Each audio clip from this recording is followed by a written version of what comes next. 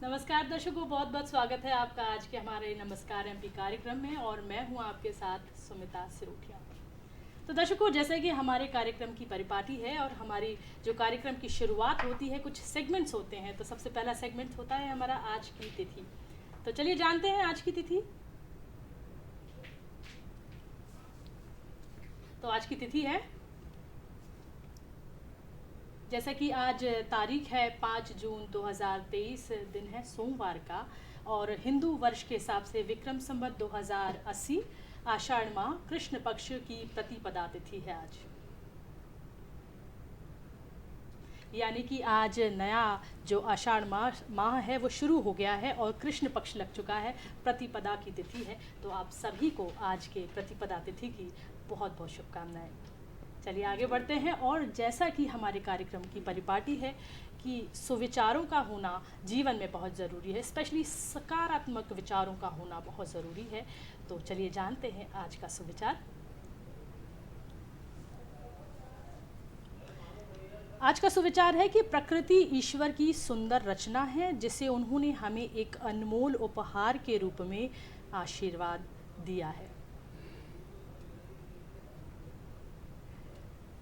तो ये था आज का सुविचार। और ये विचार हमें बहुत ही पॉजिटिव एनर्जी देता है, सकारात्मक एक ऊर्जा देता है। उसका कारण ये है कि जो प्रकृति है वो हमें भरपूर चीज़ें देती हैं, भरपूर वातावरण, पर्यावरण प्रदूषण से बचाने के लिए हमें एक नेचुरल एम्बियंस देती है।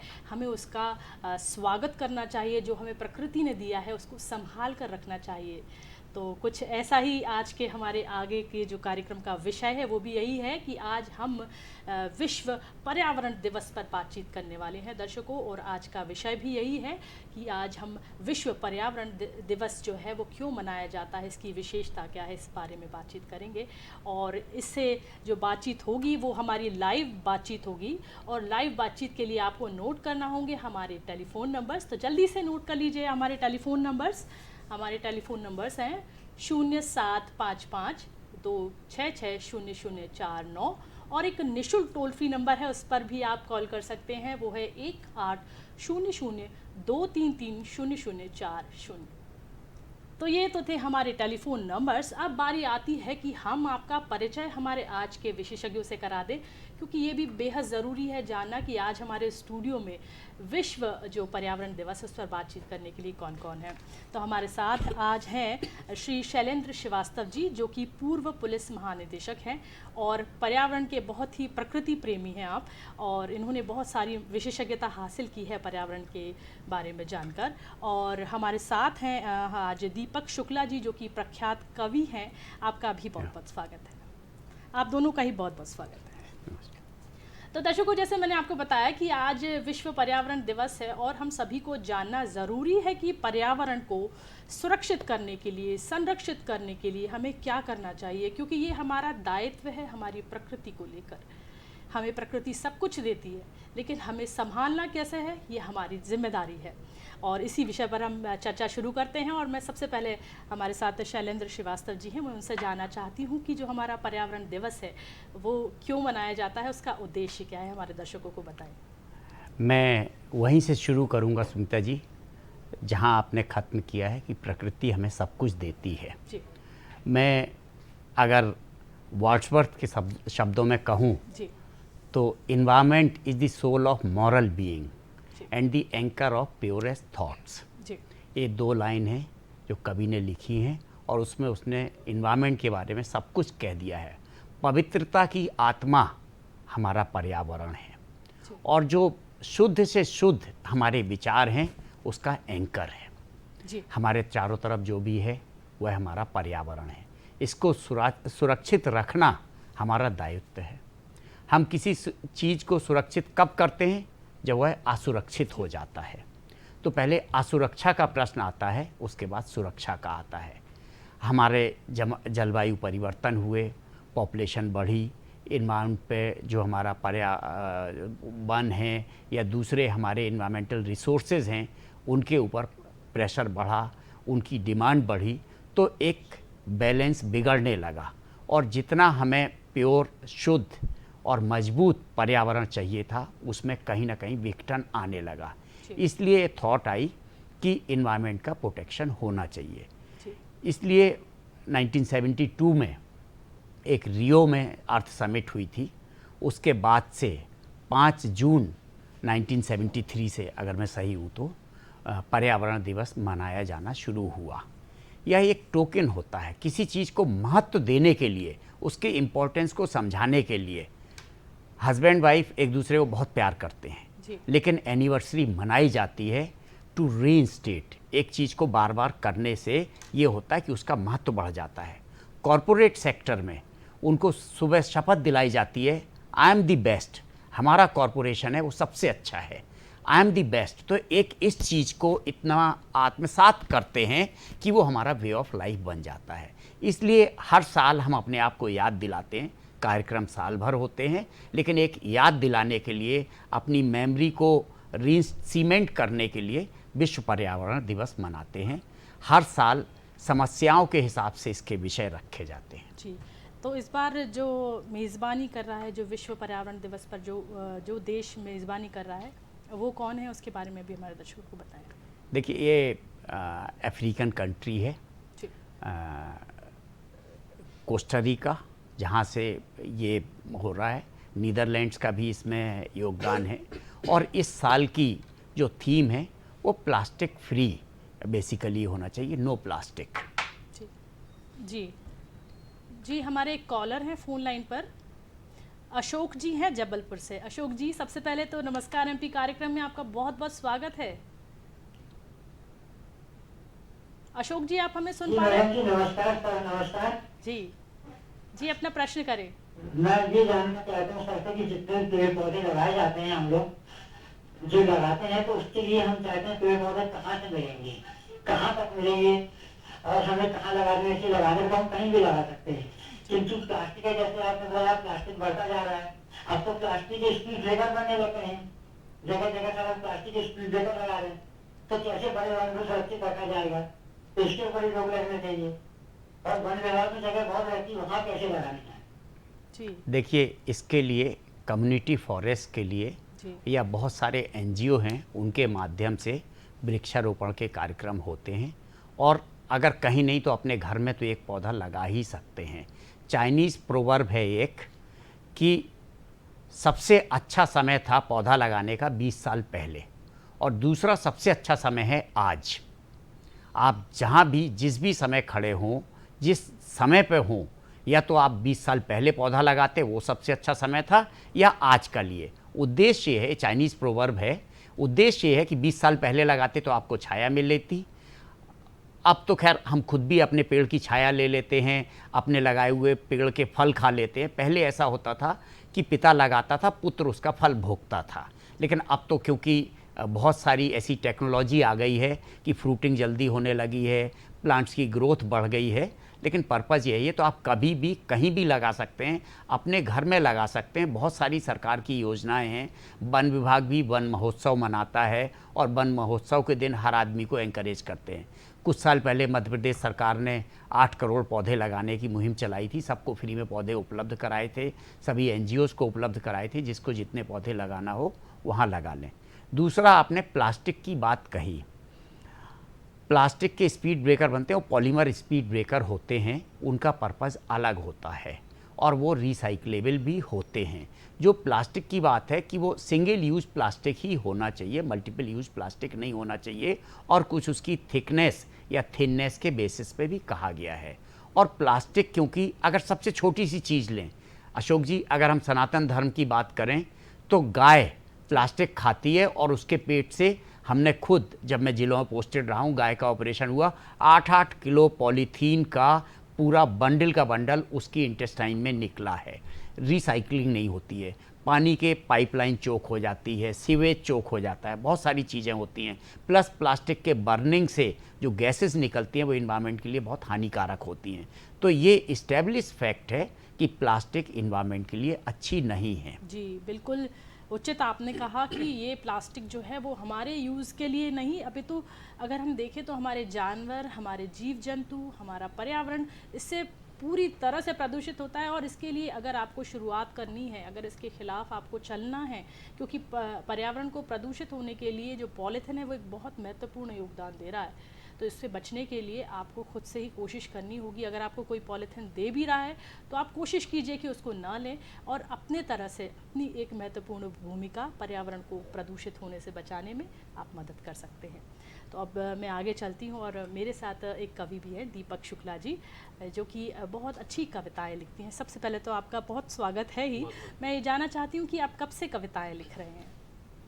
कविताएं मुझे लगभग 12 वर्ष हो गए हैं लिखते जी हुए। जी। और मंचों पे भी लगभग 11 वर्ष के लगभग मंचों पे जाना है जी, तो अभी तक का कैसा रहा आपका अनुभव? जो कविताएं आपने लोगों को सुनाई, किस तरह से लोगों का जो रुझान और सुझाव जो रहे, किस तरह से रहे? बहुत अच्छा रहा। और देश भर में जहाँ भी जाते हैं लोगों का बड़ा प्यार मिलता है। जी। और मूलतः मैं मंचों पे हास्य रस के लिए जाना जाता हूँ, तो लोगों को हंसाने का काम करता हूँ, तो लोग प्रसन्न रहते हैं उससे। जी, तो आज जैसे कि पर्यावरण दिवस है और विश्व पर्यावरण दिवस मनाया जा रहा है, पूरे विश्व में आज हम पर्यावरण को याद कर रहे हैं, डेली करते हैं, लेकिन आज आप हमारे दर्शकों को क्या सुनाने वाले हैं सबसे पहले? देखिए, पर्यावरण दिवस है तो उसके लिए तो सर बैठे हैं सबको बताने के लिए, जागरूक करने के लिए। तो मैं तो एक विज्ञापन के रूप में यहाँ आया हूँ, लेकिन चूँकि पर्यावरण दिवस है तो हास्य कवि हूँ, तो हास्य के माध्यम से 4 पंक्तियाँ कहना चाहता हूँ।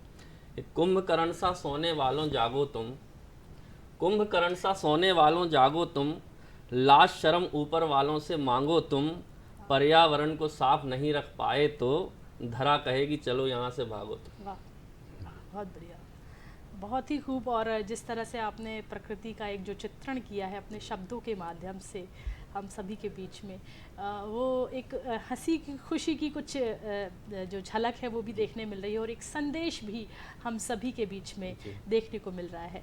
अब आगे चलती हूँ और सर, जैसा आपसे बात कर ही रहे हैं विश्व पर्यावरण दिवस को लेकर, तो जो हमारा सौर ऊर्जा है जो वो किस तरह से प्रदूषित हो सकती है पर्यावरण, अगर हम देखें तो सौर ऊर्जा एक बहुत महत्वपूर्ण योगदान है, दे रहा है इस समय हमारे देश में और समाज में देखें तो बहुत ही महत्वपूर्ण भूमिका है। तो सौर ऊर्जा किस तरह से प्रदूषित होने से बच सकती है, वातावरण किस तरह से रह सकता है, वो बताएं आप हमारे दर्शकों को। देखिए, सौर ऊर्जा बहुत प्लेंटी में अवेलेबल है, हमें इसको सही तरीके से टैप करना चाहिए जी। और जो ऑल्टरनेट सोर्स ऑफ एनर्जी, उसके लिए इसको विकसित करना चाहिए।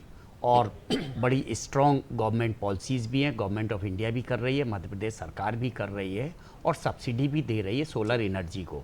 सोलर एनर्जी के उपयोग करने से व्हीकुलर पोल्यूशन, जो कि इमिशन होता है व्हीकल्स का पेट्रोलियम और डीजल के जलने से, जो कार्बन मोनोऑक्साइड, कार्बन डाइऑक्साइड या दूसरी गैसेस निकलती हैं एनवायरनमेंट में, जो एनवायरनमेंट का टेम्परेचर बढ़ाती हैं, उनकी कमी आएगी। दूसरा, जो पावर प्लांट्स होते हैं वहाँ पे कोल बर्निंग होती है, फॉसिल फ्यूल बर्निंग होती है, इस सब से जो पॉल्यूशन होता है एनवायरनमेंट को, उसको रोकने के लिए सोलर एनर्जी, क्योंकि प्लेंटी है, इसमें कोई लिमिट नहीं है और इसका यूज़ हम नहीं कर रहे हैं, तो एक ये थ्रू वेरियस अर्थ समिट्स, जो इन्वायरमेंट पे समिट्स होती हैं यूनाइटेड नेशंस की, इंडिया भी उसका पार्ट है, इंडिया ने भी आगे बढ़ चढ़ के उसमें भागीदारी की है। इंडिया का उसमें कमिटमेंट है कि हम किस साल तक कितने % हम जो हमारे सस्टेनेबल डेवलपमेंट गोल्स हैं उनको अचीव करेंगे। उनका एक पार्ट सोलर एनर्जी की टैपिंग है। व्हीकल्स को हम ऑपरेट करेंगे सोलर एनर्जी पे, कुकिंग को सोलर एनर्जी पे करेंगे, पावर प्लांट्स की जगह हम सोलर एनर्जी का इस्तेमाल करेंगे। तो ये एक इसकी बहुत अच्छाई है, इसके बहुत ही सकारात्मक प्रभाव पड़ेंगे डायरेक्टली और इनडायरेक्टली। इनडायरेक्टली इसलिए भी पड़ेंगे कि ये जो गैसेस होती हैं they create green house effect, जो कार्बन डाइऑक्साइड है, कार्बन मोनोऑक्साइड है, ये सब हैं, ओजोन लेयर के आने आ जाती है, जो लेयर में कहते हैं होल हो रहा है और आके सीधे बॉडी को स्किन डिजीज इफेक्ट करती है। टेम्परेचर बढ़ रहा है, एक लेयर बन जाती है कि जो हीट होती है सन की वो पृथ्वी पे ही टैप हो जाती है, वो ट्रैप हो जाती है, वो ऊपर नहीं जा पाती है। तो जो उसको अंतरिक्ष में वापस जाना चाहिए वो वापस नहीं जा पाती अंतरिक्ष में। इसलिए सोलर एनर्जी बहुत ही महत्वपूर्ण है, बहुत ही ऑल्टरनेट सोर्स ऑफ एनर्जी है। बिल्कुल, बहुत ज़रूरी है। सोलर एनर्जी जो है एक पर्यावरण में बहुत महत्वपूर्ण योगदान दे सकती है, आपको भी इस बारे में सोचना है। तो शैलेंद्र सर, मैं अब आपसे ये जानना चाहती हूँ कि जो ग्रीन हाउस आपने अभी बातों बातों में बताया कि ग्रीन हाउस का जो प्रभाव है वो क्या है, हमारे दर्शकों को उसके बारे में भी बताएं। देखिए, जो गैसेस होती हैं जो भी हार्मफुल है, मीथेन है, केमिकल इंडस्ट्रीज से निकलती हैं, सीवेज से निकलती हैं, एग्रीकल्चरल प्रैक्टिसेस से निकलती हैं, व्हीकुलर पॉल्यूशन से निकलती हैं, फॉसिल फ्यूल बर्निंग से निकलती हैं, तो ये एक इमर्जन लेयर होती है पृथ्वी के ऊपर, वो उसमें ट्रैप हो जाती हैं और हमारी कहना चाहिए डेंसिटी प्लस वाटर वेपर भी इनके बीच में ट्रैप हो जाती है। तो जो सोलर एनर्जी ज़मीन पे आती है वो बाहर नहीं जा पाती है। इसलिए आजकल एक ग्रीन बिल्डिंग का कॉन्सेप्ट भी आया है, अगर आपने देखा होगा। बट ग्रीन हाउस इफ़ेक्ट की बात करें हम तो वो ये है कि सोलर एनर्जी ज़मीन पे ट्रैप हो जाती है, वापस बाहर नहीं जा पा रही है, और इसलिए इसको ग्रीन हाउस इफ़ेक्ट बोलते हैं कि इतना ज़्यादा हो जाता है। तो हमें जो केमिकल फर्टिलाइज़र्स हैं उनकी कमी करना चाहिए, एग्रीकल्चर में जो केमिकल्स के इस्तेमाल होते हैं, फॉसिल फ्यूल बर्निंग है, व्हीकुलर ट्रैफिक है, कई कॉन्सेप्ट्स आ रहे हैं कि जैसे शेयर्ड दिल्ली वगैरह का आपने सुना होगा कि विंटर में इतना ज़्यादा पॉल्यूशन हो जाता है कि दिखता नहीं है, सामने से कोहरा हो जाता है, सांस लेना मुश्किल होती है। कोविड के बाद मास्क आया है, लेकिन दिल्ली में तो पहले से लोग मास्क लगाने लगे थे। मेरे एक फ्रेंड हैं, फॉरेस्ट ऑफिसर हैं, बहुत सीनियर फॉरेस्ट ऑफिसर हैं, मध्य प्रदेश में रहे, दिल्ली में गए थे तो उनको अस्थमा हो गया, तो बोले यहाँ की जलवायु उनको सूट नहीं कर रही है। बहुत अच्छे पद पे थे नेशनल हाईवे में, वहाँ से छोड़ के मध्य प्रदेश वापस आ गए हैं कि अस्थमा हो रहा है। तो इसलिए इन सब गैसेस को कंट्रोल करने के लिए ऑल्टरनेट या रिन्यूएबल सोर्स ऑफ एनर्जी इस्तेमाल करने का ये कॉन्सेप्ट आया है। बिल्कुल, बहुत ही महत्वपूर्ण आपने ग्रीन हाउस जो प्रभाव दिखा रहा है, जिस तरह से उसका जो असर है वो क्या होगा और उसको हम किस तरह से यूज़ कर सकते हैं वो आपने बताया। अब हम चलते हैं, हमारे जो आज कवि महोदय हमारे साथ हैं दीपक शुक्ला जी, उससे हम बात करते हैं। और दीपक जी, आप हमें ये बताइए हमारे दर्शकों को कि जो आपकी कविताओं का सिलसिला है आगे बढ़ रहा है लगातार और आप कविताएं लिख रहे हैं, तो अभी तक आपने कितनी कविताएं लिख ली हैं?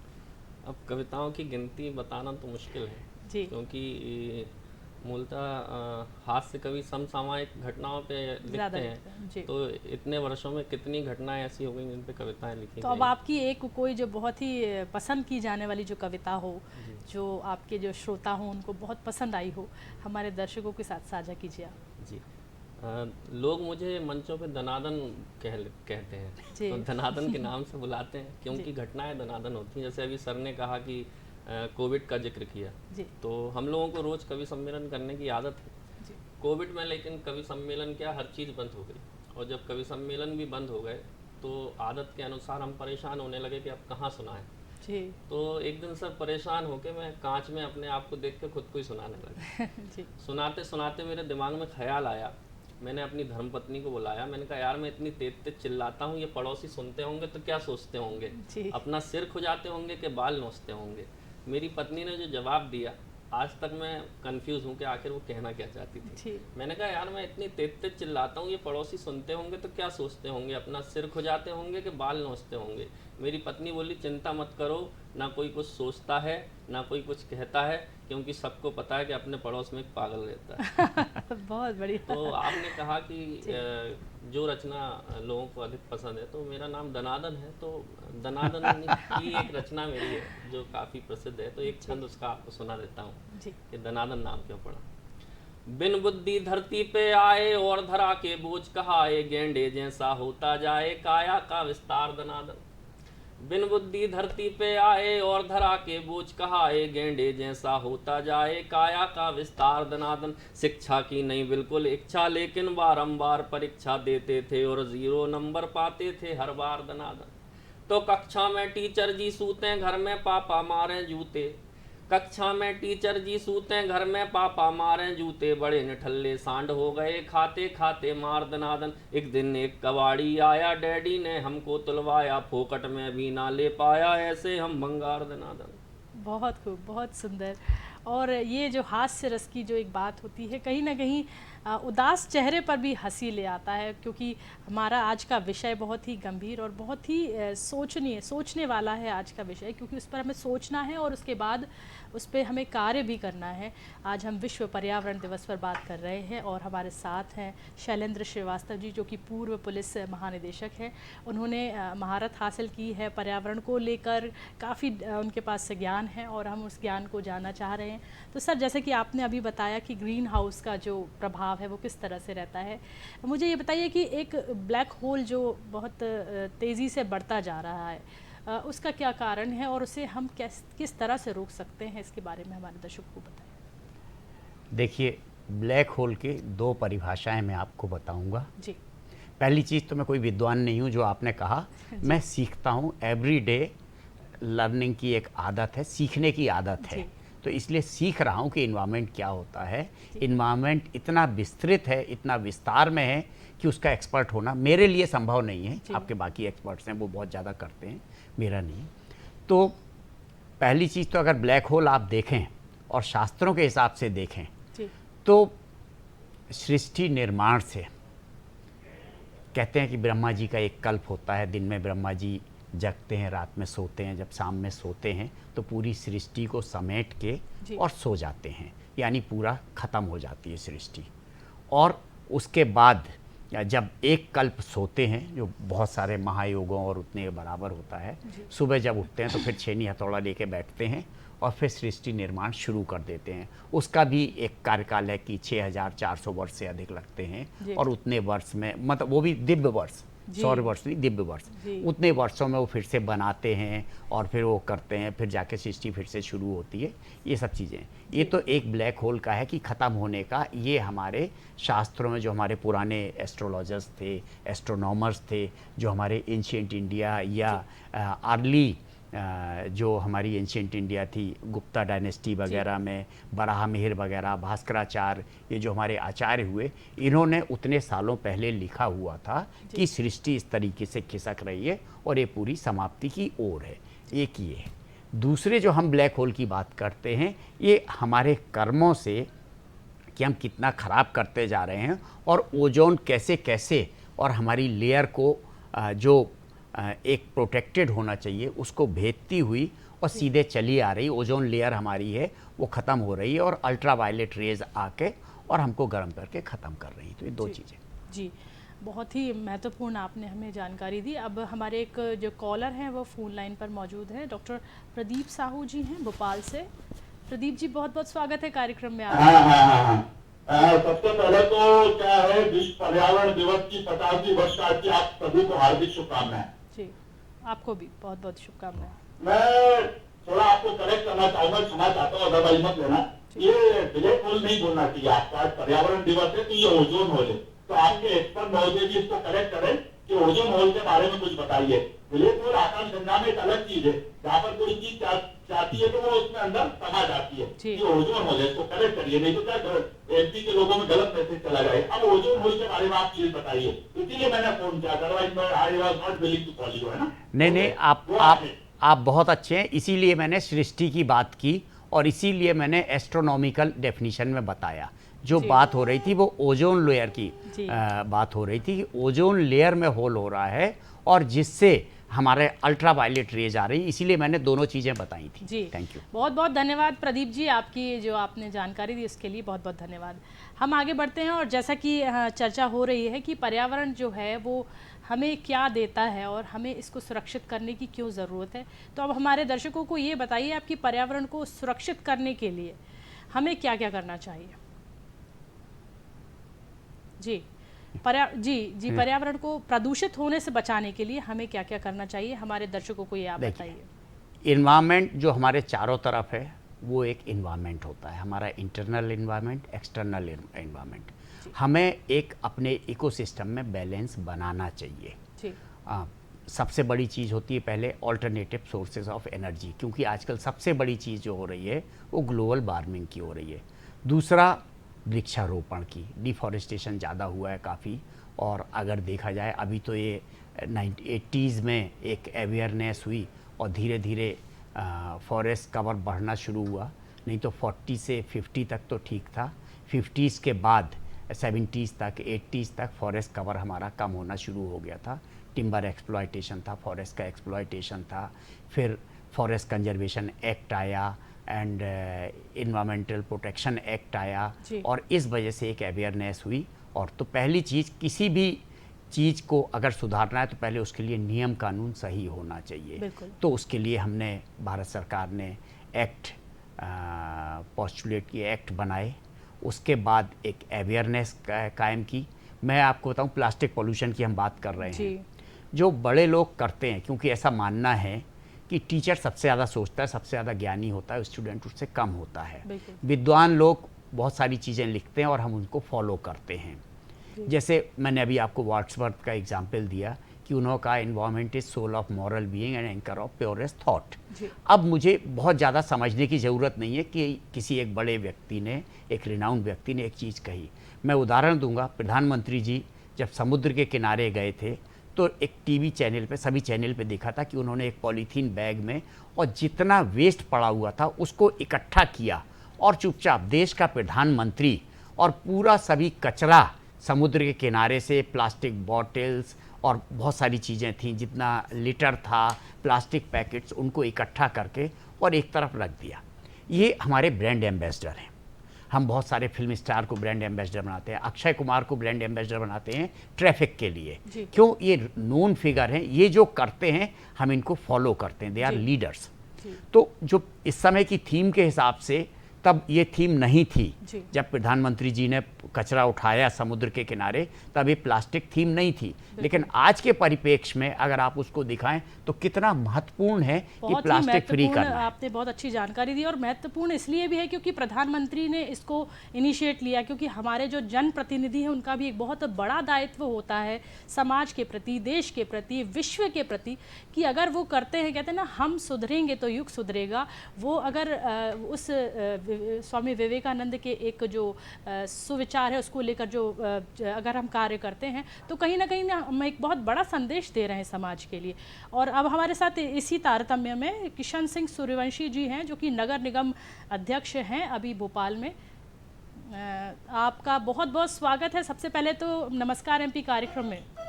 नमस्कार मैडम, धन्यवाद जी। तो मुझे ये बताइए कि आज विश्व पर्यावरण दिवस मनाया जा रहा है, तो आप लोगों की तरफ से क्या नया कुछ किया जा रहा है पर्यावरण को लेकर? सबसे पहले मैं आपके माध्यम से सभी दर्शकों को विश्व पर्यावरण की हार्दिक बधाई देता हूँ, शुभकामनाएं देता हूँ जी। निश्चित रूप से पर्यावरण के संरक्षण की जवाबदारी हम सभी नागरिकों के ऊपर है जी। प्रत्येक व्यक्ति अपने जीवन में कम से कम 1 या 2 पौधा हर वर्ष लगाए, और हर वर्ष अगर वो अपने जन्मदिन पे ही अगर वृक्ष लगाने लगेंगे तो हम अपने पर्यावरण की सुधार की दिशा में बहुत बड़ा कदम उठा चुके होंगे। अभी आपसे बात करते हुए भी मैं एयरपोर्ट रोड पर हूँ, यहाँ पर नगर निगम भोपाल बहुत लार्ज स्केल पर प्लांटेशन करने वाला है, उसी का कार्यक्रम है। माननीय मुख्यमंत्री जी भी यहाँ पर अब जा रहे हैं, और आप देखेंगे कि मध्य प्रदेश के यशस्वी मुख्यमंत्री आदरणीय शिवराज सिंह चौहान जी अपनी दिनचर्या में प्रतिदिन पेड़ लगाने का कार्यक्रम जोड़ रखा है जी। बिल्कुल। इतनी व्यस्तता के बाद मध्य प्रदेश के मुख्यमंत्री प्रतिदिन वृक्ष लगाते हैं, ये अपने आप में रिकॉर्ड है, और ये दूसरों के लिए प्रेरणा देने का काम करती है। आज ग्लोबल वार्मिंग हो रही है, आज टेम्परेचर बढ़ता चला जा रहा है, ग्लेशियर, हमारे जो ग्लेशियर है वो ग्लेशियर पिघल रहे हैं, तो इसके लिए हम सबको अलर्ट मोड पे आना पड़ेगा।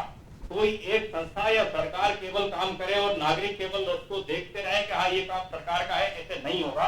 प्रत्येक नागरिक को इसमें अपनी भागीदारी सुनिश्चित करनी होगी, तभी हम अपने पर्यावरण को संरक्षित कर पाएंगे, सुरक्षित कर पाएंगे, और आने वाले जीवन को भी सुरक्षित कर पाएंगे। प्लांटेशन इसका एक बड़ा स्रोत है। अब आप देखिए कोरोना काल के दौरान ऑक्सीजन के सिलेंडर के लिए लोगों को परेशान होना पड़ा। कोई कल्पना कर सकता था कि जहाँ इतनी हरियाली हो, इतना प्लांटेशन हो, वहाँ ऑक्सीजन जैसी बेसिक चीज के लिए लोगों को परेशान होना पड़ेगा। तो इसलिए हम सबको उसी घटना से ये सीख लेनी चाहिए कि अपने जीवन में अधिकतम जितना हो सकता है प्लांटेशन अवश्य करें, तभी हम अपने पर्यावरण के साथ न्याय कर पाएंगे। बिल्कुल, बहुत ही एक अच्छा संदेश आपने हमारे दर्शकों को दिया। आपने हमारे दर्शकों को इतनी अच्छी जानकारी दी, इसके लिए बहुत बहुत धन्यवाद। तो दर्शकों, जैसा कि आज हम बातचीत कर रहे हैं पर्यावरण दिवस के बारे में, लेकिन कुछ बीच में हमें मनोरंजन भी करना चाहिए, क्योंकि जीवन का नाम है चलना, और अगर आप उसे मनोरंजन और उत्साह और खुशी के साथ चलते हैं तो बहुत अच्छा होता है। और अब हमारे साथ हैं हमारे कवि दीपक शुक्ला जी, तो अपनी एक कविता लेकर हमारे जो दर्शक हैं उनको थोड़ा सा हंसाते हैं, गुदगुदाते हैं। जी, जैसा कि अभी प्रदूषण की बात हो रही थी, जी तो एक प्रदूषण और इन दिनों काफ़ी प्रचलित है, पानी पूरी प्रदूषण। जी तो आप पानी पूरी खाने जाते हैं तो अधिकतर हम देखते हैं कि वो किस तरह खिलाते हैं। तो मैं भी एक बार खाने गया तो जो घटना हुई वो एक हास्य कविता के माध्यम से सुना। जी। एक ठेला पानी पूरी वाला देखने के बाद मुझे लगने लगा कि जीभ डूब गई बाढ़ में। ठेला पानी पूरी वाला देखने के बाद मुझे लगने लगा कि जीभ डूब गई बाढ़ में। सूखी पानी पूरी दे के एक को विदा किया तो मैंने भी प्लेट मांगी खाने की जुगाड़ में। तो कन्या एक चटखारे मार मार खा रही थी, भैया थोड़ा तीखा डालो बोली आके लाड़ में। कन्या एक चटखारे मार मार खा रही थी, भैया थोड़ा तीखा डालो बोली आके लाड़ में। पहुँच के पसीना हाथ डूब के खिलाने लगा, मैंने कहा पानी पूरी जाए तेरी भाड़ में। बहुत ही मतलब एक कहें तो बहुत खुशी हंसी वाली ये कविता है, लेकिन इसके साथ एक इसमें संदेश भी छुपा है आप सभी के लिए कि जब भी आप पानी पूरी खाएं तो ऐसी जगह से खाएं जो सुरक्षित हो, आपके स्वास्थ्य के लिए अच्छी हो। तो जैसा कि हम यहाँ पर दर्शकों को चर्चा कर रहे हैं आज पर्यावरण दिवस को लेकर, तो मैं हमारे साथ थे आज शैलेंद्र श्रीवास्तव जी, जो कि पूर्व पुलिस महानिदेशक थे। आप हमारे कार्यक्रम में आए और हमारे दर्शकों को इतनी अच्छी जानकारी दी, इसके लिए बहुत बहुत धन्यवाद आपका। और यहाँ लेंगे हम एक छोटा सा ब्रेक और मिलते हैं छोटे से ब्रेक के बाद।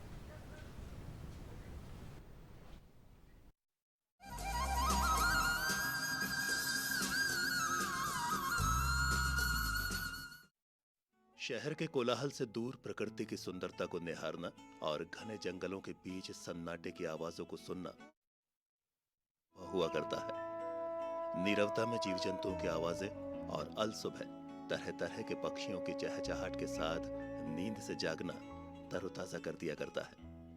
मध्य प्रदेश के कान्हा टाइगर रिजर्व में वन्य जीव जंतुओं और जैविक विविधता के साथ प्रकृति के ऐसे ही अनोखे रूप अक्सर देखने को मिला करते हैं।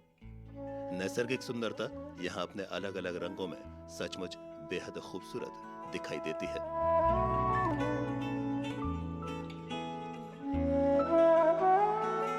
मध्य प्रदेश के मंडला और बालाघाट जिलों में 2000 वर्ग किलोमीटर क्षेत्र में फैला हुआ है कान्हा टाइगर रिजर्व। इसे कान्हा जोन, किसली जोन, मुक्की जोन और सरही जोन में बांटा गया है।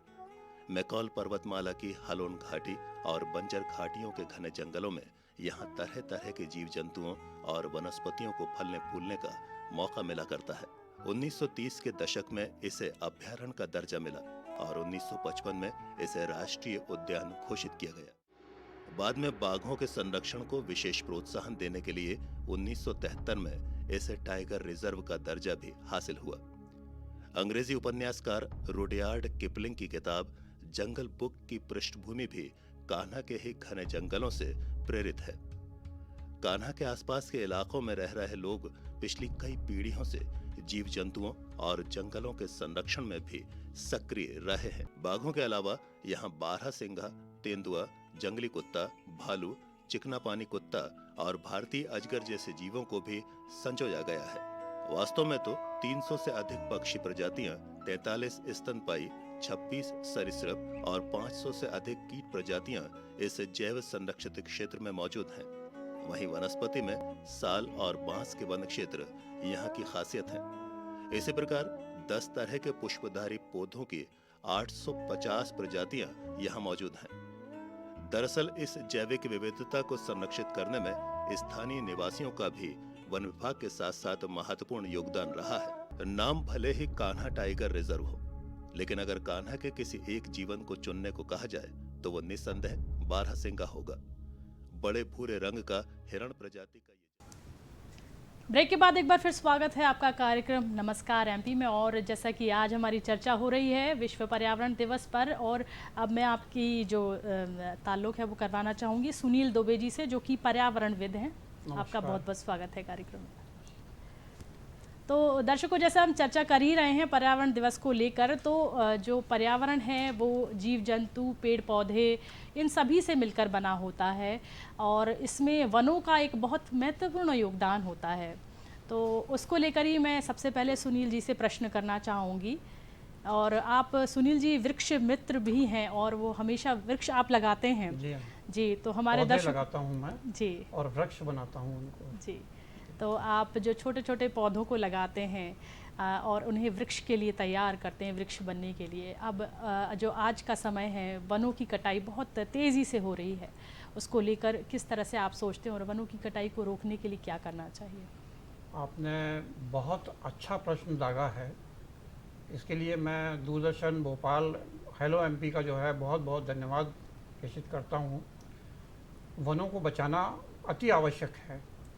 जब तक हम जन जागरूकता नहीं लेके आएंगे तब तक वनों को बचाना बहुत मुश्किल है, जी क्योंकि वन माफिया जंगलों को काटते चले जा रहा है और इसमें बहुत से लोग ऐसे हैं जिनका उसमें सहयोग है, योगदान है। उनका नाम लेना या ये कहना तो उचित नहीं है, लेकिन उन वनों को बचाने के लिए हमें जन जागरूकता अभियान चलाना पड़ेगा। उस क्षेत्र में, जिस क्षेत्र में जंगल कट रहे हैं, वहाँ के लोग, वहाँ के वनवासी, वहाँ के निवासी, हम उन लोगों को जाके जो है वो समझाएं कि साहब ये जंगल कट जाएंगे तो आप लोगों को ही नहीं पूरे विश्व को बहुत ज़्यादा नुकसान होगा, भारतवर्ष को नुकसान होगा। हम हेलो एमपी पे हैं तो मैं एमपी की बात करूंगा कि मध्य प्रदेश में कटने वाले जंगल हम उनको बचा सकते हैं और बहुत आसानी से बचा सकते हैं। वन माफियाओं को हम किस तरीके से भगाएं, यह हमारे ऊपर डिपेंड करता है और हम उनको जो है वो भगा सकते हैं। कोई बड़ी बात नहीं है, हमें शासन की मदद भी मिलती है और हमें उसकी मदद लेनी चाहिए। जी बिल्कुल, बहुत ज़रूरी है। और वनों की कटाई को रोकने का जो मुहिम है वो हमें उसके लिए प्रति जागरूक हुआ। आपने जैसे जागरूकता की बात की ना सुनील जी, हाँ। तो मुझे ये बताइए कि जो पर्यावरण को बचाने के लिए शिक्षा और जागरूकता कितनी ज़रूरी है? जब तक हम शिक्षित नहीं थे या वनवासी या वहाँ रहने वाले आदिवासी, वहाँ पर रहने वाले ग्रामीण जी शिक्षित नहीं है, फिर भी उनको इतना तो मालूम है कि यदि जंगल कट जाएंगे तो हमारे पशु, हमारे चौपाए कहाँ जाके जो हैं वो अपना खाना खाएंगे, कहाँ से जो है वो घास मिलेगी, कहाँ उनको जो है भरण पोषण के लिए जगह मिलेगी। इसलिए वो इतनी बात समझते हैं, लेकिन शिक्षा बहुत ज़रूरी, जी क्योंकि शिक्षा से ही हमको ज्ञान मिलेगा कि हमें पौधों को किस तरीके से बचाना है और उनको, वृक्षों को कैसे हमें सुरक्षित रखना है। जी, इसलिए हमें उनको बचाने के लिए जो है जन जागरूकता अभियान ज़रूरी है। लोगों को समझाना पड़ेगा और उसी से लोग जो हैं वो आगे बढ़ेंगे और हम जंगलों को बचा सकते हैं। जी, जैसा कि मैंने आपको बताया था कि हमारे साथ शैलेंद्र श्रीवास्तव जी भी हैं और वो अपने सुझाव हम लोगों के बीच में रख ही रहे हैं। तो मैं अब आपसे ये जानना चाहती हूँ कि जो पर्यावरण प्रदूषण को बचाने के लिए जो सतत विकास की ज़रूरत है वो क्या है, हमारे दर्शकों को बताइए किस तरह से हम रोक सकते हैं पर्यावरण प्रदूषण को? देखिए, डेमोक्रेसी में 3 पिलर हैं। जी एक होता है पॉलिटिकल एग्जीक्यूटिव्स का, जी दूसरा होता है जुडिशरी का, तीसरा होता है एग्जीक्यूटिव्स का। जी जो पॉलिसी मेकर्स होते हैं, लॉ मेकर्स होते हैं, जो हमारी विधानसभा है, हमारी लोकसभा है, जी। ये नियम कानून ऐसे बनाते हैं जिससे पर्यावरण रुके, अगर हम पर्यावरण और प्रदूषण की बात कर रहे हैं। जी दूसरी चीज़ जुडिशरी होती है, बहुत सारे PIL होते हैं, अब तो NGT भी आ गया है, नेशनल ग्रीन ट्रिब्यूनल आ गया है, और जी। बहुत सारी PIL के माध्यम से या बहुत सारे रिट के माध्यम से इन्वायरमेंटल प्रोटेक्शन का काम करते हैं, प्रदूषण कंट्रोल का काम करते हैं। जी। तीसरा होते हैं एग्जीक्यूटिव्स, जो प्रशासन की मशीनरी होती है, चाहे वन विभाग की हो, चाहे किसी अन्य विभाग की हो, उनका काम होता है कि जो सरकार के द्वारा, जो एग्जीक्यूटिव्स के द्वारा, पॉलिटिकल एग्जीक्यूटिव्स के द्वारा जो नियम बनाए गए हैं उनका इम्प्लीमेंटेशन करें। और इस सब के ऊपर होती है हमारी कॉन्स्टिट्यूशन, कहती है people of this country are supreme. तो यानी लोग, अगर लोग अपनी जिम्मेदारी समझें, आजकल इसके लिए टर्म हम इस्तेमाल करते हैं जी कंज्यूमर अवेयरनेस, कंज्यूमर रिस्पॉन्सिबिलिटी। जैसे आपने अभी पहले सेशन में कहा था कि अगर हम कंज्यूमर अगर प्लास्टिक की पॉलीथीन में सामान लेना बंद कर दे तो पॉलीथीन खत्म हो जाएगी, इस्तेमाल नहीं होगा। जी। प्लास्टिक की बोतल इस्तेमाल करना बंद कर दे। तो जी। Consumer awareness, consumer education plus execution of government policies, adequate proper judicial review और सही तरीके का नियम कानून बनाना, ये तो मोटी मोटी फिलॉसफी हुई उसकी। बिल्कुल, बहुत जरूरी है। एग्जैक्ट नट्स एंड बोल्ट में क्या करना चाहिए? जी। ऑल्टरनेटिव सोर्सेस ऑफ एनर्जी, वनों का विकास, पॉल्यूशन की जो व्हीकुलर पॉल्यूशन है उसको कम करना, इंडस्ट्रियल पॉल्यूशन को कम करना, वाटर पॉल्यूशन को कम करना, हमारी नदियां हैं उनको साफ सुथरा रखना, बायोडाइवर्सिटी मेंटेन करना, ये बहुत सारे छोटे सब्जेक्ट्स हैं जो अपने आप में पूरे ग्रंथ हैं जिन पे महत्व देने पे हम पॉल्यूशन को कंट्रोल कर सकते हैं। पॉल्यूशन कंट्रोल बहुत कठिन काम है, लेकिन और बिना जन भागीदारी के नहीं हो सकता, जैसा सुनील जी ने बोला है। बिल्कुल, और ये बहुत महत्वपूर्ण है, जैसा कि आपने बताया कि जन भागीदारी का होना बेहद ज़रूरी है। बिना एक दूसरे के सपोर्ट के चेन नहीं बनती है, और उस चेन से ही हम किसी भी बड़े संक्रमण को या किसी प्रदूषण की बहुत सारी जो कड़ियाँ जुड़ी हुई हैं उनको तोड़ सकते हैं। अगर अब हम बात कर रहे हैं प्रदूषण की, तो मैं आपसे जानना चाहूँगी सुनील जी कि जो अभी जो समय चल रहा है उसमें जो खेती में जो हम अगर अब धरती की बात करें वो भी प्रदूषित हो रही है, बहुत सारे हानिकारक जो उर्वरक हैं वो डाले जा रहे हैं। उसमें एक पराली जो होती है, पराली जो एक समस्या आती है, जी हाँ। उससे किस तरह से हमारी जो पृथ्वी है उसको नुकसान हो सकता है? वायु प्रदूषण पराली से इतना ज़्यादा होता है जी जिसका उदाहरण आपको दिल्ली है। जी पंजाब में जो पराली जलाई जाती है, जी उस पराली को जलाने के कारण दिल्ली का जो है वो टेम्परेचर इतना हाई हो जाता है, प्रदूषण इतना ज़्यादा हो जाता है कि जिन लोगों को अस्थमा नहीं है उन लोगों को भी अस्थमे की शिकायतें होने लगती हैं। जी इतना ज़्यादा जो है उसका असर है वहाँ पर। और वहीं नहीं, संपूर्ण देश में आज किसान सिर्फ पैसा चाह रहा है, और पैसे के कारण वो हार्वेस्टर से जो है वो फसलें कटवाता है। जी 8 इंच 10 इंच जो है वो हार्वेस्टर जो है ऊपर से छोड़ देता है, और अब इसको निकालना उसके लिए जो है संभव सा ना लगता है, इसलिए वो उसको जला देता है। उसको आसानी रहती है कि मैं जला दूंगा आग तो मुझे पैसे नहीं लगेंगे, लेकिन वो इस बात को नहीं समझ रहा है कि इसके कारण पूरे देश में कितना बड़ा जो है नुकसान हो रहा है। वो पराली जलाता है वहाँ पर, और वहाँ से 150 से 200 किलोमीटर दूर तक उसमें से जो निकल रहे तिनके हैं जो राख के रूप में हैं, जो उड़ के जाते हैं, वो 150 से 200 किलोमीटर दूर तक जो है जा के गिरते हैं, और जिनसे 200 किलोमीटर दूर का भी जो है वो वातावरण प्रदूषित हो जाता है, वायु प्रदूषण हो जाता है। तो इसको रोकने का एक उत्तम उपाय है हम पुरानी खेती के ऊपर आ जाएं। हम उसके ऊपर जो है फिर से आएंगे। अभी मैं इटारसी की बात लेना चाहूँगा कि इटारसी में एक प्रयोग हुआ है, एक हार्वेस्टर उन लोगों ने वहाँ पे, एक सरदार जी हैं उन्होंने हार्वेस्टर तैयार किया है जो नीचे 4 इंच से जो है वो फसल काट देता है। अब जब 4 इंच से काट देगा तो आप आग नहीं लगा सकते हैं, आपको जो है ट्रैक्टर के द्वारा या हलों के द्वारा जो है उसको निकालना ही पड़ेगा। तो पराली की समस्या का समाधान है वो, और चंद पैसे ज़्यादा लगते हैं सिर्फ वो लेता है उसमें, और आपके जो है वो खेती से जो है पराली की समस्या को जो है दूर कर देता है। इसलिए किसानों को उसके ऊपर जोर देना चाहिए। जी पैसा बीमारी उत्पन्न कर रहा है, इस बात को उन्हें समझना चाहिए। ये आज नहीं कल समझेंगे, जब समय बहुत ज़्यादा गुजर चुका होगा और बहुत ज़्यादा लोग बीमार हो गए होंगे। इसलिए वो यदि आज समझ जाएंगे तो मैं आज पुनः हेलो एमपी के माध्यम से सभी किसानों के एक हाथ जोड़ के निवेदन करता हूँ कि वे पराली न जलाएं और प्रदूषण न फैलाएं, बीमारी जो है वो दूर रखें, सारे भारत को इस बीमारियों से दूर रखें। बिल्कुल, बहुत बढ़िया आपने संदेश हमारे दर्शकों को दिया है। और जैसा कि दर्शकों, आज हम विश्व पर्यावरण दिवस पर चर्चा कर रहे हैं, तो हमारे साथ अब जुड़ने वाले हैं फग्गन सिंह कुलस्ते, केंद्रीय मंत्री हैं, जो कि वो थोड़ी देर बाद जुड़ेंगे हमसे। और तब तक मैं चर्चा कर रही हूँ, तो मैं जैसा आपने पराली के बारे में बताया, अब आप कुछ आपके साथ वृक्ष भी, आप जो पौधा लेके आए उसके बारे में हमारे दर्शकों को बताएं। हाँ, ये हम पराली के ऊपर जैसे चर्चा कर रहे थे और पराली से होने वाली समस्याएं, जी तो पराली से होने वाली समस्याएं अस्थमा को जो है वो जन्म दे देती हैं। जी जो प्रदूषण होता है उस प्रदूषण के लिए से यदि आपके घर में इस तरीके का सेंसवेरिया लोटस स्नेक प्लांट आप लगा लेंगे तो तो ये सारे दूषित गैसों को अपने आप में जो है वो समायोजित कर लेता है। जी बाकी पौधे जो हैं, बाकी प्लांट जो हैं, सिर्फ कार्बन डाइऑक्साइड लेते हैं, ये कार्बन मोनोऑक्साइड भी लेगा। इसके बाद में घर में आपके यदि बघार लगाया है जी। तो वो उड़ के जाता है, वो भी अपने आप में समायोजित कर लेगा। अस्थमा की समस्या को जो है वो दूर करने के लिए हमें जो है सेंसवेरिया स्नेक लोटस प्लांट्स हर घर में होना चाहिए, इसको लगाएं और आप जो है इन समस्याओं से जो है वो जूझ रहे हैं जो उससे दूर हो सकते हैं। लेकिन पराली ना जलाएं, ठीक। क्योंकि पराली जलाने से जो समस्या हमें हो रही है, जो हमें प्रदूषण जो मिल रहा है, उस प्रदूषण से मुक्ति का सिर्फ एक ही साधन है कि हम पराली ना जलाएं। बिल्कुल। सुनील जी, कुछ कविता आप हमारे दर्शकों को सुनाना चाहेंगे क्या, जो कि विश्व पर्यावरण दिवस से संबंधित हो? कोई संदेश के तौर पर आप कुछ सुनाना चाहें हमारे दर्शकों को?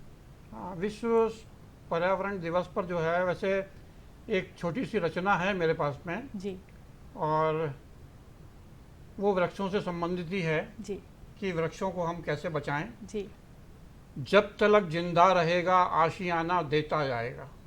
वृक्ष जो है जी जब तक जिंदा रहेगा आशियाना देता जाएगा। कत्ल होगा पेड़ तो भी जी। लकड़ियां दे जाएगा। वाह, कत्ल होगा पेड़ तो भी लकड़ियां दे जाएगा। उम्र भर देता रहेगा सांस अपनी सांस से, मतलब उम्र भर देता रहेगा सांस अपनी सांस से, हमें ऑक्सीजन देता रहेगा। फिर भी अंतिम समय में वो जाते हुए लकड़ियों से चौखट और खिड़कियां हमें दे जाएगा। बहुत बहुत बहुत ही जिंदगी की नाव के किनारे बाढ़ में बह जाएंगे, तब मंजिल की खातिर आखिर कश्तियां हमें दे जाएगा। ना दे पाए हमें उसे एक जिंदगी जीने का हक, वह दरख्त उसके लिए भी कुर्सियां दे जाएगा। वाह, बहुत खूब। जब काट कर उजाड़े रहिए घर उनका, फिर भी वह परिंदों को पत्तियां दे जाएगा। काटिए तोड़िए टहनियाँ मारिए पत्थर, तब वह हमें फल दे जाएगा। बिल्कुल जब तलक जिंदगी है तब तक हमें वो आशियाँ दे जाएगा, हमें ऑक्सीजन दे जाएगा। इसलिए पेड़ों को, दरख्तों को ना काटें, उनको बचाएं, और यही संदेश है इस कविता का मेरे माध्यम से। बहुत खूब, बहुत। और हमारे साथ एक कवि झलक पलटन जो जुड़ने वाली हैं, उनसे एक पर्यावरणविद हैं, तो हम उनसे जानना चाहेंगे। सबसे पहले तो कार्यक्रम में बहुत बहुत स्वागत है आपका। जी जी, आज क्या बोलना चाहेंगे पर्यावरण दिवस पर आप? मेरा पूरा नाम जनक पलटा मगिलिगन है और मैं कवि नहीं हूँ, मैं एक सामाजिक कार्यकर्ता हूँ और पर्यावरण सेविका हूँ। जी जी जनक जी, बताइए। पर्यावरण दिवस आमतौर पर एक इवेंट करते हैं लोग, जी लेकिन मेरे जीवन में 31वां साल है जब मैं पर्यावरण सप्ताह करती हूँ। जी, बहुत अच्छा। और उस सप्ताह में रोज नए नए किसी यूनिवर्सिटी, कॉलेज, गांव, एक पर्टिकुलर ग्रुप ऑफ पीपल आते हैं, बैठ के संवाद करते हैं। जो इस साल का विषय था कि प्लास्टिक मुक्त प्रदूषण, जी तो उस विषय पर ही सारे सप्ताह इस बार हमने बात की है। पहले दिन कथक के नृत्य नाटिका के रूप में पानी और जल कैसे बीमार है, धरती कैसे बीमार है, उसका कथक के माध्यम से यहाँ पर 30 स्टूडेंट्स ने किया। और यहाँ पर पर्यावरण वाले लोग जो पानी की बात समझाई, प्रदूषण की बात, मैंने कहा ये बताइए प्रदूषण कैसे पता चलता है कि प्रदूषण है। उन्होंने बोला तो चमकते हुए तारे आपको दिखते नहीं है आसमान में, तो इसका मतलब प्रदूषण है। बिल्कुल बिल्कुल, बहुत ही ज़रूरी है हमें हमारे पर्यावरण को बचाने के लिए। हर एक व्यक्ति का एक बहुत महत्वपूर्ण योगदान है। समाज में रहने वाले, देश में रहने वाले, विश्व में रहने वाले सभी लोगों का बहुत महत्वपूर्ण योगदान है पर्यावरण को प्रदूषित होने से बचाने के लिए। जैसा कि हम चर्चा कर ही रहे हैं, तो अब मैं ये जानना चाहती हूँ सुनील जी आपसे कि जो पर्यावरण प्रदूषित हो रहा है हमारा, उसे बचाना भी बेहद ज़रूरी है। और आप जागरूकता के लिए समय समय पर आप लोगों को जागरूक भी करते हैं। बिल्कुल। तो किस तरह से आपको कुछ अंतर्राष्ट्रीय भी जगहों पर भी आप जाते हैं, देश विदेश में भी आप जाते हैं, तो किस तरह से आपको सहयोग मिलता है वहाँ? मैं अंतर्राष्ट्रीय पर्यावरण योद्धा हूँ। जी मुझे नेपाल सरकार, भूटान सरकार, श्रीलंका सरकार की तरफ से जो है वो सम्मानित किया गया है। जी और पर्यावरण के लिए मैं भारतवर्ष में बहुत ज़्यादा जो है वो प्रयास करता हूँ जी कि हमें प्रदूषित होने वाली नदियाँ, जी तो जल की बात करें हम, क्योंकि अब जंगल पे थे, अब जल पे आ जाएं। जी तो प्रदूषित होने वाली नदियाँ जो हैं वो, यदि हम हमारे यहाँ से निकलने वाला सीवेज, हमारे यहाँ की फैक्ट्रियों का निकलने वाला केमिकल, जी इसको रोकने में अगर सफल हो जाते हैं तो नदियाँ फिर से स्वच्छ हो जाएंगी। इसका एक बहुत बड़ा उदाहरण जो है वो आपके सामने है कोरोना। जी कोरोना पीरियड में आपने देखा था कि सारी नदियाँ स्वच्छ हो गई थी, वातावरण एकदम स्वच्छ हो गया था, आकाश एकदम नील गगन दिखने लगा था, लोगों को चांद तारे दिखने लगे थे। जिन लोगों को हिमालय नहीं दिख रहा था उनको हिमालय दिखने लगा था। जी तो यदि हम इन चीज़ों को रोक सकेंगे, हम वाहन प्रदूषण को रोक सकेंगे, हम हमारे यहाँ चलने वाले वो वाहन जो बहुत ज़्यादा कार्बन निकालते हैं और उनके कारण हमें भी तकलीफ़ होती है, वातावरण को तकलीफ़ होती है, वहाँ रहवासियों को तकलीफ़ होती है। आपको साबुन बहुत ज़्यादा लगाना पड़ता है कपड़े धोने के लिए जी कि भाई काले हो गए हैं कपड़े, तो वो रुकेगा उससे। और हमारे यहाँ एक बहुत अच्छी चीज़ है कि बैटरियों से चलने वाली गाड़ियाँ, यदि हम इनका अधिक से अधिक उपयोग करेंगे तो हमारे शहर के अंदर जो है वो कार्बन जो है वो कम से कम हो जाएगा और शहर में रहने वाले शहरवासी बहुत ज़्यादा स्वस्थ रहने लगेंगे। इसलिए जो है वो कार्बन को रोकना हमें बहुत ज़रूरी है। नदियों को प्रदूषण से, मैंने जैसे बताया कि हम सीवेज से अगर उसको रोक लेते हैं, केमिकल रोक लेते हैं, तो नदियाँ स्वतः ही साफ़ हो जाएंगी। आज मैं एक उल्लेख और करना चाहूँगा, बेतवा, झिरी से उद्गमन है बेतवा का, और अभी हमने 7 दिन की बेतवा यात्रा की है। और बेतवा अध्ययन और जन जागरण यात्रा, जैसे आपने जन जागरण की बात करी है, तो हमने किसानों से बात करी कि हम बेतवा को कैसे साफ रख सकते हैं जी। उनसे जो हमें सलूशन निकला, हमने उनको जो बताया जन जागरण में कि आप जो हैं किस तरीके से केमिकल डाल रहे हैं खेतों के अंदर, पेस्टिसाइड डाल रहे हैं और यूरिया सुपरफास्ट का जो उपयोग कर रहे हैं, केमिकल डाल रहे हैं, यही बह के जो है वो चला आता है नदियों में। और जब ये केमिकल नदियों में आता है तो ये जहर है, हमारी गाय भैंस जाती हैं वहीं पे और वहाँ जाके उसको पानी पीती हैं।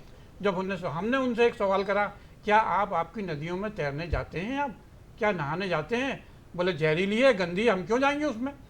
मैंने कहा उस गंदी और जहरीली नदी के अंदर आप अपने पशुओं को, गाय गौ माता को ले जाके छोड़ देते हैं, भैंसों को छोड़ देते हैं, और जब वो दूध देती हैं वहीं से पानी पी के आती हैं जी। तो जब वो दूध देती हैं तो उनका दूध स्वच्छ कैसे हो गया? बिल्कुल। उनका दूध भी जहरीला है। हम बच्चों को दूध पिला रहे हैं और वो दूध जहरीला दूध निकल रहा है। उसके कारण बच्चे आज हमारे जो हैं बहुत ज़्यादा अस्वस्थ हो रहे हैं। बहुत ज़रूरी है कि इन बिंदुओं पर सोचना हमें बहुत ज़रूरी है।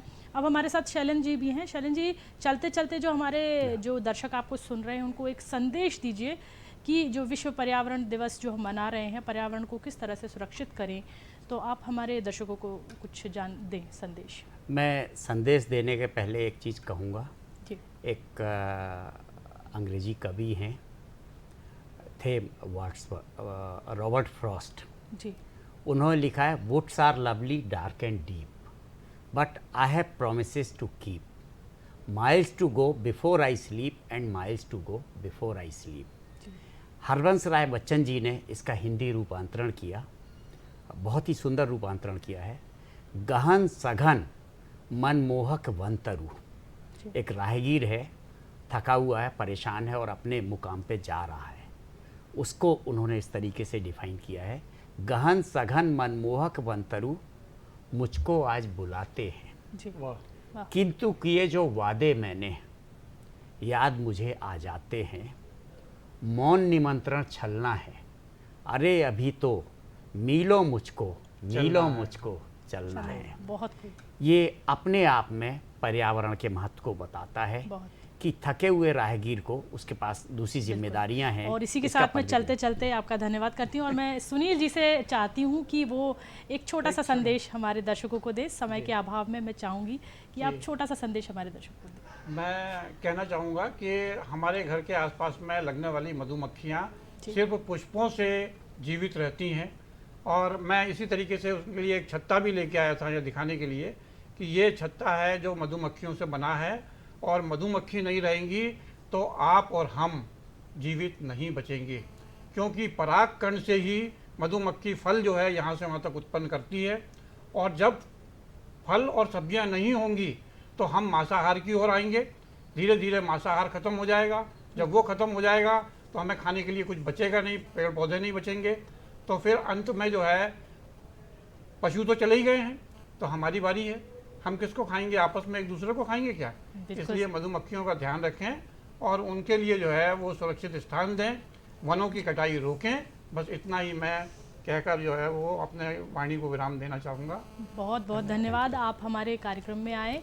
और मैं दर्शकों को यहाँ इतना ही कहना चाहूँगी कि प्रकृति ने जो हमें दिया है और जिन भी जीव जंतुओं को, पेड़ पौधों को बनाया है, उनका एक अलग ही अहम योगदान है इस प्रकृति को चलाने में, पर्यावरण को बनाए रखने में।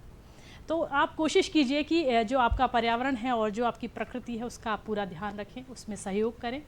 बस आज फ़िलहाल इतना ही, और मैं धन्यवाद करना चाहूँगी आप दोनों का कि आप हमारे कार्यक्रम में आए और हमारे दर्शकों को इतनी अच्छी जानकारी दी। तो चलिए दर्शकों, यहाँ लेती हूँ मैं आपसे विदा, फिर मिलूँगी, तब तक के लिए नमस्कार।